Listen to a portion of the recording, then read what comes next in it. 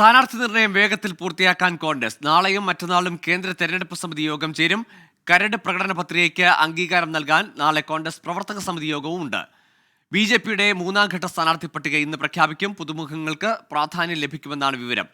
രാധാകൃഷ്ണൻ ചേരുന്നു ഡൽഹിയിൽ നിന്ന് വിവരങ്ങളുമായി. ആദ്യം നമ്മൾ കോൺഗ്രസിന്റെ സ്ഥാനാർത്ഥി നിർണയത്തിലേക്കാണ് പോകുന്നത്. 80-ലധികം സീറ്റുകളിലെ സ്ഥാനാർത്ഥികളെ ഇനിയും പ്രഖ്യാപിക്കാനുണ്ട്. മഹാരാഷ്ട്രയിലടക്കം സഖ്യ സാധ്യതകൾ, പുതിയ സഖ്യത്തിലേക്ക് പുതിയ പാർട്ടികൾ എത്തുന്നു. സീറ്റ് ധാരണയായോ ഇവിടെയൊക്കെ?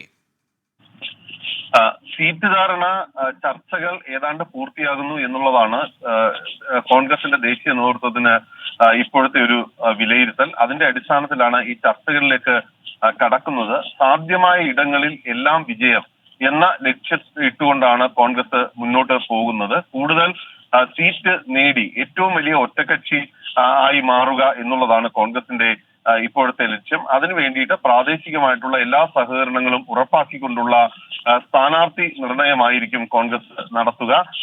ഇന്ന് നാളെയും പൂർത്തിയായില്ലെങ്കിൽ മറ്റന്നാൾ എന്ന വിധത്തിലാണ് ഈ സ്ഥാനാർത്ഥി നിർണയ ചർച്ചകൾ ക്രമീകരിച്ചിരിക്കുന്നത്. ഇന്ന് കൂടുന്ന സമിതി രാജസ്ഥാനും മധ്യപ്രദേശും അടക്കമുള്ള ഹിന്ദി ഹൃദയഭൂമിയിലെ പ്രധാനപ്പെട്ട സംസ്ഥാനങ്ങളിലെ സ്ഥാനാർത്ഥി ചർച്ചകൾ അടക്കം നടത്താനായിട്ട് പോകുന്നു. രാഹുൽ ഗാന്ധി അമേഠിയിൽ മത്സരിക്കണം എന്ന ആവശ്യം കോൺഗ്രസിലുണ്ട്.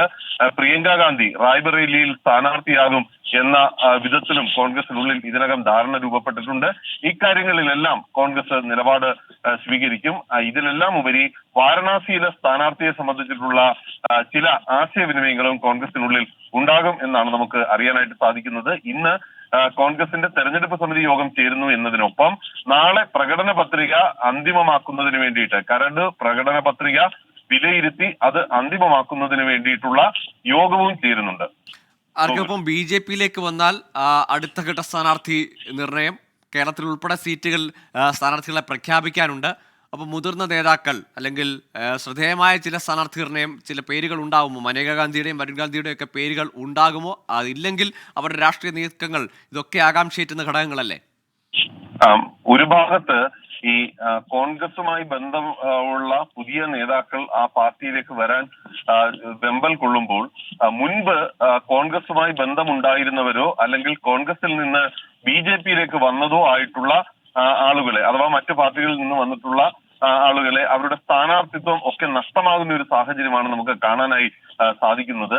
ഇതിൽ ഏറ്റവും പ്രമുഖമായിട്ടുള്ള പേര് റീത്ത ബഹുഗുണ ജോഷിയുടേതായിരിക്കും.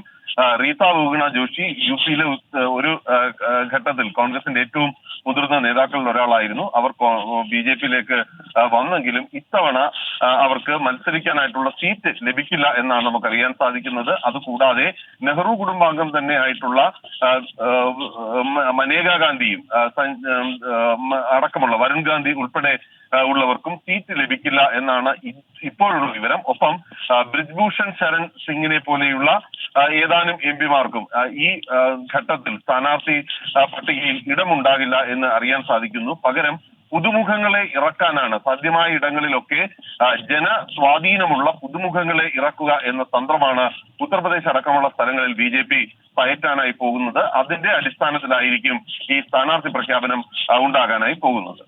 ശരിയാണ്. ഏതായാലും കോൺഗ്രസിന്റെയും BJPയുടെയും അടുത്തഘട്ട സ്ഥാനാർത്ഥി പട്ടിക ഏറെ ആകാംക്ഷ ഉയർത്തുന്നതാണ്. രാഹുൽ ഗാന്ധി അമേഠിയിൽ മത്സരിക്കുമോ? ഒപ്പം പ്രിയങ്ക ഗാന്ധി റായ്ബറേലിയിലാണോ? വരുൺ ഗാന്ധിക്ക് സീറ്റുണ്ടോ? മനേക ഗാന്ധിക്ക് സീറ്റുണ്ടോ? അങ്ങനെ വലിയ ആകാംക്ഷ ഉയർത്തുന്ന അടുത്ത ഘട്ട സ്ഥാനാർത്ഥി പ്രഖ്യാപനം എന്ന് ഉറപ്പാണ്. ഏതായാലും സീറ്റ് ചർച്ചകൾ കോൺഗ്രസിൽ തകൃതിയായി നടക്കുന്നു. ഒപ്പം പ്രകടന പത്രിക ഒരുക്കങ്ങളും നടക്കുകയാണ്. ഒപ്പം ഇന്ന് തന്നെ BJPയുടെ മൂന്നാം ഘട്ട സ്ഥാനാർത്ഥി പട്ടിക പുറത്തു വരുമെന്ന വിവരമാണ് രാധാകൃഷ്ണൻ ഡൽഹിയിൽ നിന്ന് നൽകിയത്.